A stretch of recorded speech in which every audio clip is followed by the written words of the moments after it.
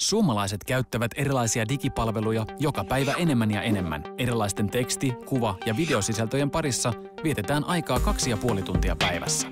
Kaikki ympärillämme on jo digitalisoitunut. Kaikki paitsi radio. Tulevaisuudessa perinteisten FM-radioiden kuuntelu tulee laskemaan, mutta erilaisten digitaalisten äänisisältöjen kulutus on sitä vastoin nousussa. On-demand-äänisisällöt ovat kuitenkin hajautuneet.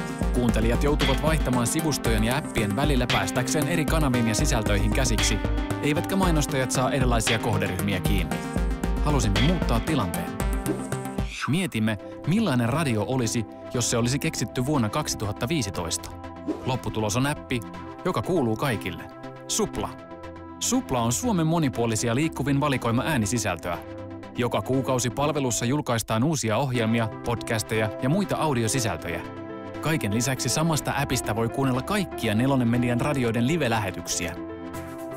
Supla lanseerattiin lokakuussa 2015 Sanoman omien radio- ja digimedioiden kautta. Tulokset puhuvat puolestaan. Heti ilmestymisensä jälkeen Supla nousi App Storessa ykköseksi. Ensimmäisen kuukauden aikana appi on ladattu App Storesta ja Google Playsta yli 50 000 kertaa. Sanoman on-demand-audioiden viikoittaiset startit nousivat 74 000 melkein 330 000 ensimmäisen kuukauden aikana. Ja mikä tärkeintä, Suplan lataajat pysyvät käyttäjinä. 88,2% käyttäjistä palaa appin pariin ja käyttää Suplaa ennätykselliset 42 minuuttia. Supla osoitti, että suomalaiset kuluttavat radiosisältöjä mobiilissa, kun alusta ja brändi ovat kunnossa.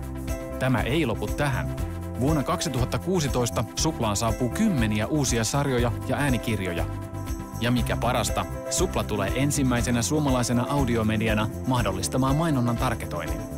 Supla on kaikkien äänien appi.